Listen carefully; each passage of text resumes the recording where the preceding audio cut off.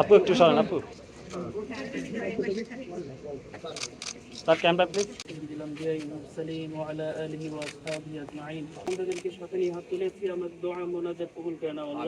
জানেন যে আমাদের বর্তমান গণতান্ত্রিক সরকারের নির্বাচনী ১ নম্বর এজেন্ডা ছিল আইন শৃঙ্খলার উন্নয়ন। আইন শৃঙ্খলার উন্নয়ন না হলে দেশে বিনিয়োগ আসবে না, শিল্প কারখানা এস্টাবলিশ হবে না, বেকার হয়ে যাবে। আর এই বেকার যুবক সম্প্রদায়কে কর্মসংস্থানের জন্য আইন শৃঙ্খলা দরকার, ঠিক রাখা দরকার।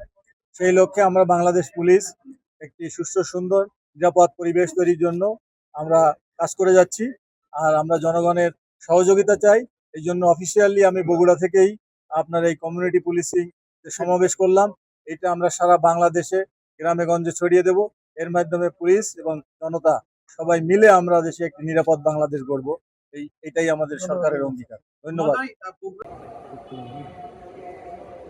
পর্যন্ত আপনাদের সহযোগিতা আপনার সময় বলা আছে, জনগণের সাহায্য সহযোগিতার মাধ্যমে আমাদের আইজিপি স্যার কয়েকটি বিষয়, একটি কাম্য সমাজের জন্য প্রয়োজন ততটুকু, আর এবং আপনাদেরকে রিসিভ করা হয় না। আমরা এটা নিশ্চিত করতে চাই। যারা আমাদের আজকের অতিথি আছেন তারা বিস্তারিত বলবেন। আমি অনুরোধ করছি। জানেন জনগণ এবং পুলিশ একে অপরের পরিপূরক।